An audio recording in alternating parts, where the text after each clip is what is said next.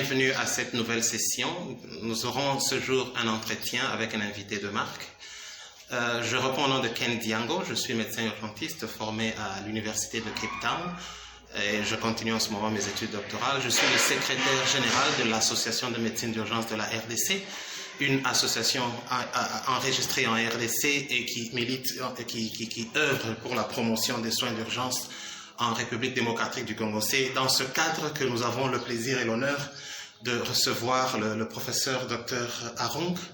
Le professeur Willy Arung est le doyen de la faculté de médecine à l'université de Lubumbashi. Je n'en dirai pas plus, je vais le laisser se présenter. Professeur Dr Arung, bonjour et merci pour cette opportunité que vous nous donnez de pouvoir nous entretenir avec vous. Merci, bonjour et merci pour ce grand honneur que vous nous faites pour justement prêcher sur la formation en ces jours justement très spécial, étant donné que nous célébrons aujourd'hui la journée de l'enseignement. Et donc ça tombe vraiment à pic, comme quoi nous saluons votre présence et nous sommes heureux en ces jours fêtant en fait l'enseignement de montrer la place qu'occuperait aussi d'autres filières de la formation des médecins.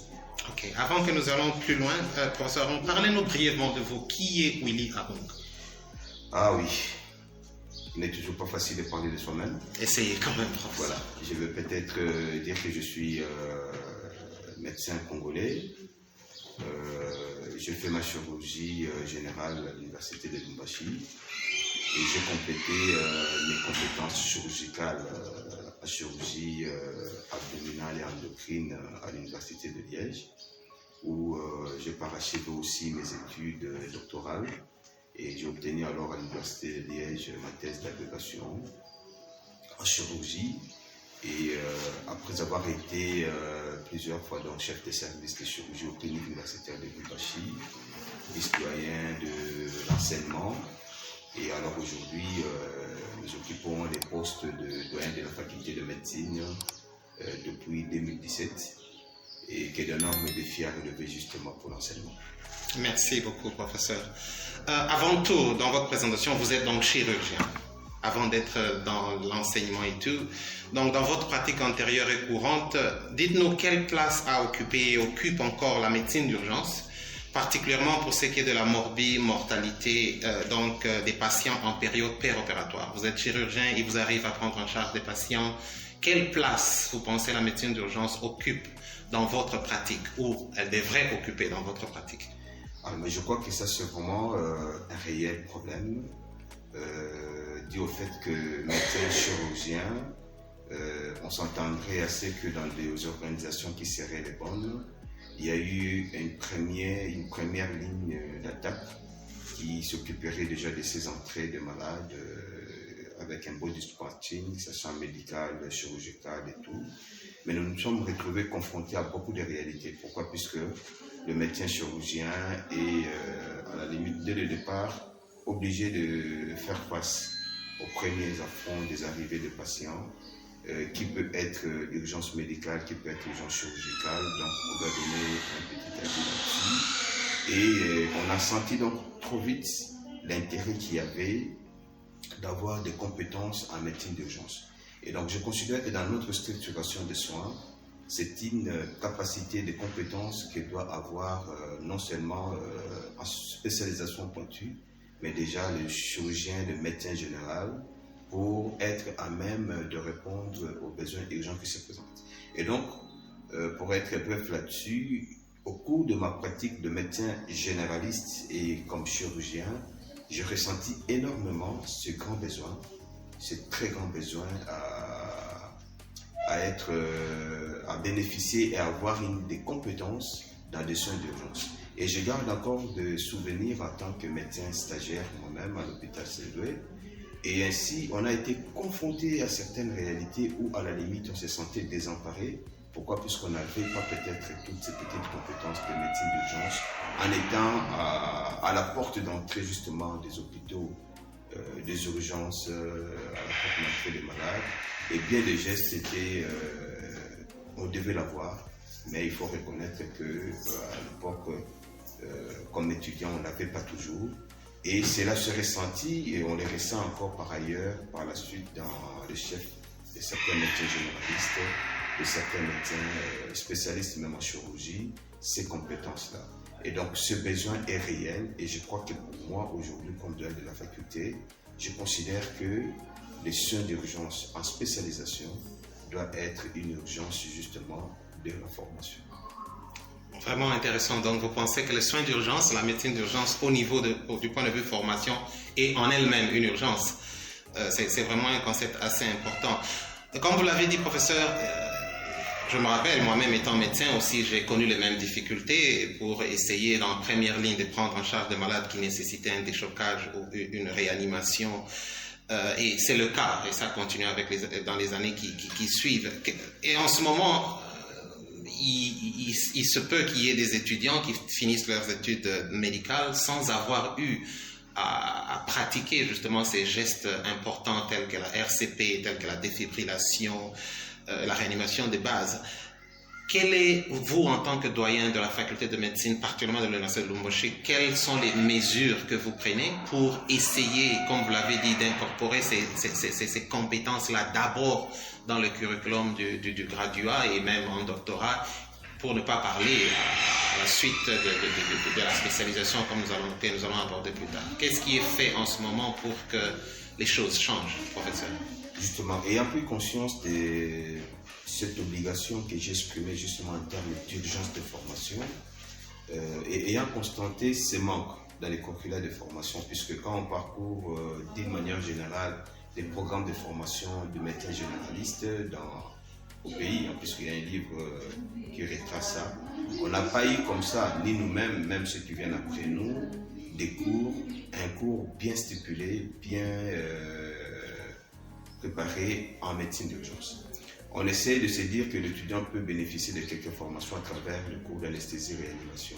Mais on a senti très vite que c'était assez limitatif, étant donné déjà que ceux qui viennent enseigner la médecine et la réanimation ont davantage la vision obligatoirement du bloc opératoire, d'urgence, alors qu'il y a déjà le premier pas qui doit être franchi dès l'entrée du malade à l'hôpital. C'est ainsi qu'au niveau local, nous avons réfléchi et on a essayé de commencer à implémenter cette formation, d'une part dans les curricula de formation dans le cours.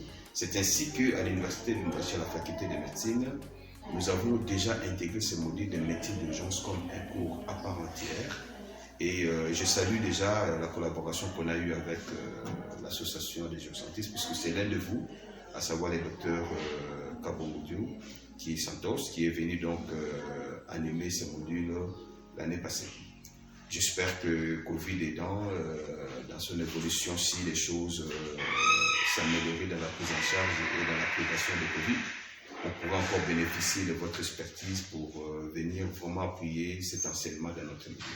Nous considérons que non seulement c'est assez particulier, mais c'est un enseignement qui doit venir de gens qui ont eu cette compétence, cette formation et qui vivent un peu cette situation d'urgence. C'est ainsi qu'on avait fait appel, comme je l'ai dit tantôt, à Santos, un ami que je salue par ailleurs, pour venir dispenser justement ces enseignements. Ça, c'est la première étape. Et donc, la deuxième étape, justement, était dans le sens de lier la théorie à la pratique. Et lier la théorie à la pratique veut dire quoi? Il faut des cadres d'exercice. Et heureusement, pour la faculté, ayant en esprit donc cette formation, nous sommes arrivés par de préparation d'un certain nombre de projets qui ont été acceptés et appuyés. Et aujourd'hui, donc, grâce à cette collaboration avec l'ICAP et l'Université de Columbia, nous sommes arrivés donc à avoir une clinique de simulation au sein de la faculté de médecine avec des mannequins de haute fidélité qui permettent alors à nos étudiants un apprentissage d'un certain geste de soins d'urgence. Mais ce n'est pas encore complet. Vous avez donné des cas concrets. On a encore en phase de nous équiper davantage. Les mannequins que nous avons la possibilité de mimer toutes les séquences d'une réanimation, de soins d'urgence et même dans la défibrillation de patients, etc. Mais ce sont certains équipements qu'il faut continuer à compléter. C'est donc pour vous montrer combien pour nous c'est une importance urgente dans la formation. Et nous investissons au cours de notre mandat comme doyen à arriver à répondre à ce besoin-là. Non seulement en tant qu'enseignement théorique, mais aussi lier cela à la pratique de chaque jour. Merci beaucoup, professeur. C'est un aspect assez important que vous avez évoqué. Mais c'est déjà une bonne chose que les choses soient en marche et sous votre leadership, qu'effectivement des actions soient prises pour que l'apprentissage ne se limite pas seulement aux aspects théoriques, mais avec ainsi un laboratoire de simulation où toutes les techniques qui seront prises certainement vont bénéficier aux étudiants. Est-ce que, professeur, à votre niveau, bien sûr, vous avez commencé par les débuts, essayer d'apprendre ces compétences aux généralistes, mais envisagez-vous dans le court ou long terme la possibilité de toute une filière de spécialisation en médecine d'urgence avec thèse, comme c'est le cas dans les départements de chirurgie, de pédiatrie? C'est peut-être une vision assez lointaine, mais est-ce que ça existe au sein de la faculté de médecine de l'université de Lubumbashi? Alors il faut dire juste qu'aujourd'hui, à la date d'aujourd'hui, on n'a pas encore cette filière. Et si on ne l'a pas, c'est pas de mauvaise foi ou bien on n'en a pas la conscience, mais c'est tout simplement organiser une filière de formation requiert de compétences en la matière. Ça veut dire il faut qu'il y ait des professeurs en la matière, des spécialistes en la matière, qui vont en fait constituer une unité de formation pour la jeunesse qui va venir. Ça, c'est une difficulté réelle que nous avons et nous saluons donc l'organisation de votre association pour nous accompagner dans cela. Nous sommes en train de finaliser notre grand bouquin qui réunit l'ensemble des formations, des spécialisations donc à l'université de Lubumbashi et à la faculté de médecine que nous avons eu à baptiser au nom de couleur de la ville de Lubumbashi, donc le livre rouge-blanc qui retrace alors les différentes filières de formation.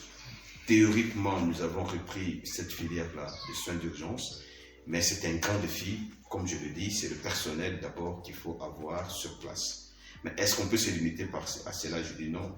C'est ainsi que nous nous disons, le temps que nous commençons à former sur place des spécialistes en médecine d'urgence, nous restons tout à fait ouverts et surtout nous prêchons aux jeunes qui viennent à nos assistants sur cette possibilité d'aller bénéficier, un peu comme vous avez fait vous-même, de cette formation ailleurs, de manière à ce qu'une fois quand ils reviennent bien formés, nous pouvons avoir localement une équipe qui peut alors assumer cette formation. Pour nous, c'est un grand défi.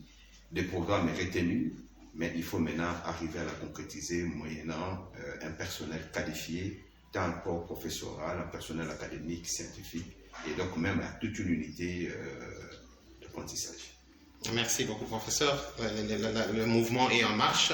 Juste un petit mot avant la fin, professeur, sur les soins préhospitaliers dans la ville de Lubumbashi. Bon, ça va au-delà de votre responsabilité en tant que doyen de la faculté de médecine, mais j'en profite juste. Quel est votre avis? Que pensez-vous? Parce que les soins d'urgence sont intra-hospitaliers, mais ils sont et surtout de façon importante préhospitaliers. Comment ça se passe et comment envisagez-vous l'avenir, l'amélioration de l'offre des soins préhospitaliers pour ce qui est de la formation des cadres, des ambulanciers et même le système de transfert des patients et tout?